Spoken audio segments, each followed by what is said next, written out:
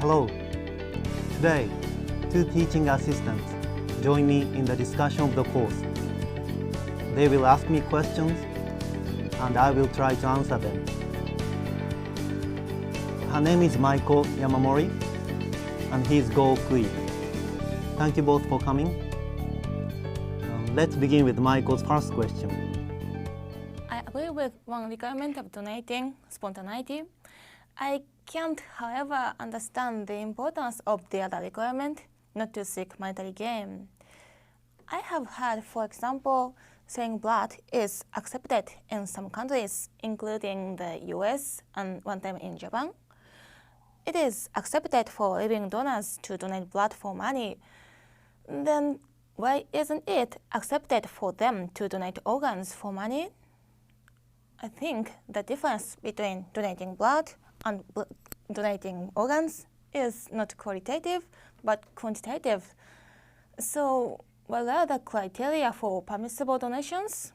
Or is it, in fact, wrong to donate blood for money?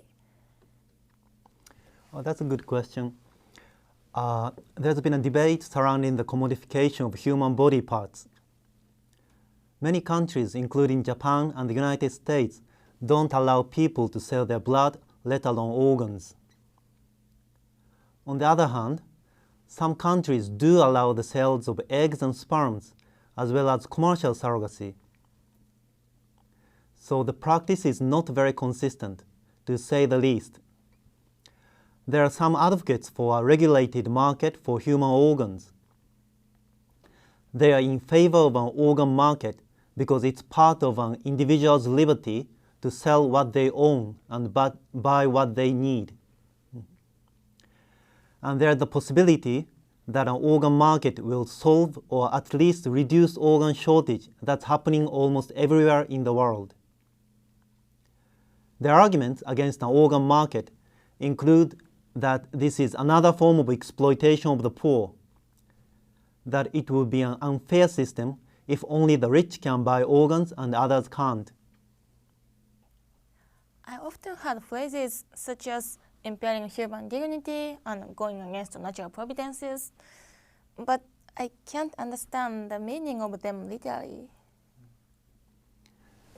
Well, people who say these things tend to claim that the asexual reproduction that cloning involves is contrary to the way human beings normally reproduce themselves, and that the cloned individual whom the original person has intended to be as identical as possible to herself would feel her dignity is violated.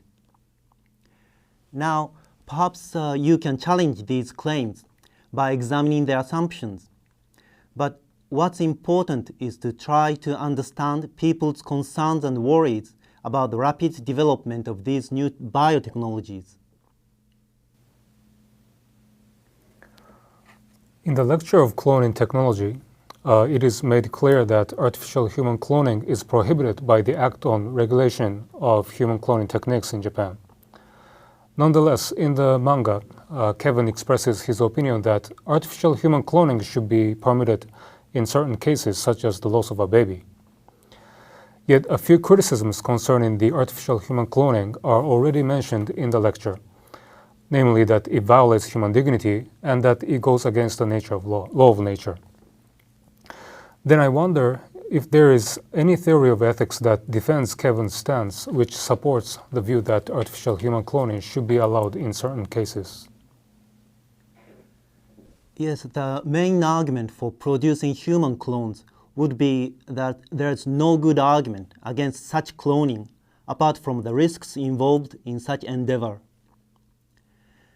Having said that, there's no good reason to produce human clones either, because you cannot create a human clone who is physically and psychologically identical to the original individual. I neither agree nor disagree with cloning, at least now, but I'm interested in how to distinguish cloning animals and cloning humans. I don't think all of who agree with cloning animals allow cloning humans. Then why and how do they distinguish the two? That's a very good question. One thing that's different between cloning animals and cloning humans is that the cloned humans are able to recognize that they are cloned humans, but the cloned animals will not be able to do that. So suppose I cloned my child because she died in a traffic accident. Then the cloned child would someday know that she's a cloned human and might suffer from the fact. On the other hand, if I cloned my dog because he died in a traffic accident, the cloned dog would not realize that he is a cloned dog, so he would not suffer from the fact. Whether this constitutes a good reason not to create human clones is something we, as humans, need to continue to discuss.